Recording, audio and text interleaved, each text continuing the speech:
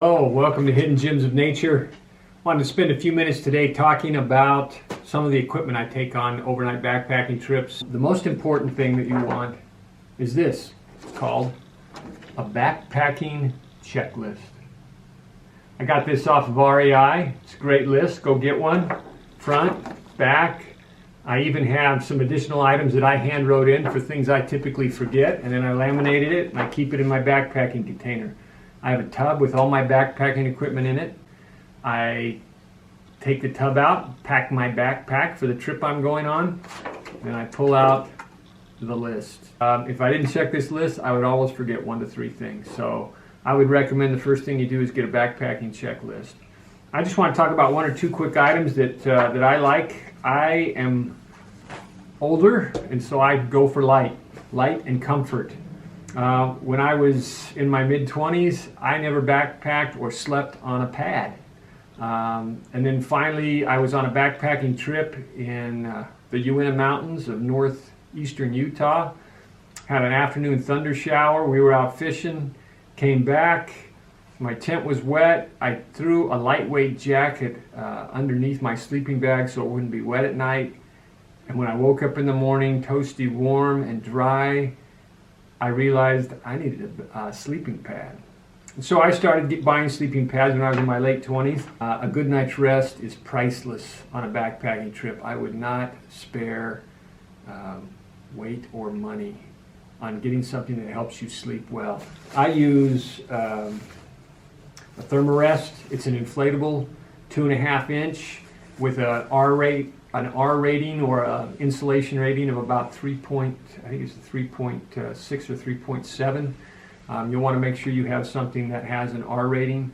I've slept on an air mattress when it was 20 degrees outside, and all you're doing is sleeping on 20-degree air and you wake up cold. So make sure you have something with a good insulation rating or R rating on it when you look for your sleeping pads. Also, when I backpack, I want something to rest my back against, so I've always looked for a chair that I could actually put my back against. And they make a lot of them now. Everybody sells them. You can get a nice lightweight one. This one is under 2 pounds. This is just one of the little 2-legged chairs. But again, I got to have comfort and rest, so I take this for comfort and rest. They're great. You can get the 4-legged chairs too. I actually have a 4-legged chair one. Poncho, always carry a poncho. You can pick one of these things up for, $25-30, or you can buy one at the store for 99 cents. On a backpacking trip once, I'm on a trail called the Skyline Trail, and it probably snowed 6 inches. The guy who was the driest and most comfortable was wearing a 99-cent plastic poncho. Take a plastic poncho with you. I have a couple of water filter devices. I've shown you one, that a water bottle that I have as well, but here's an MSR and a Puree. I've had these for a lot of years. The one thing I would suggest is you take a coffee filter. I've had these for years too because I don't drink coffee, but I use these to wrap around the part of the filter that goes down into the creek or into the lake or into the pool that you put it in. It keeps the large particles out of your filter. So I would recommend you take some coffee filters with you with your water filters. My whole life I've wanted a lantern on a trip, and they came out with these lightweight blow-up solar lanterns that you can recharge. These things are incredible. Used to have a tough time playing cards in the tent on trips or dice games. I like to take a dice game or cards with me on a trip, and these things have made it absolutely incredible. You can wear a headlamp, but and I take a headlamp, but I take one of these too. I love these things. They're great. Take a good book to read, or just take the good book and read it. One other thing that I would do, when I was younger, I used my pants and my shirts, rolled them up and used them as pillows. But now, and then I bought pillows over the years. All this is, my wife made this for me. Wasn't that nice of her?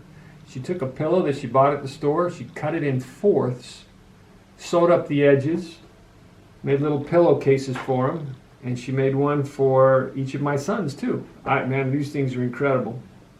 One of my sons uses it in his bed, smashed it down for so long. Last thing I have here is a compass. So far, I've never been lost, but I don't use a compass. I rarely use a compass. I use topographical maps. And if you can learn to read a topographical map and you have one with you, you can orient the topographical map and know exactly where you're at and how to get out of places or into places. I am not a big GPS fan because I don't trust GPS. I know I have trusting issues, right?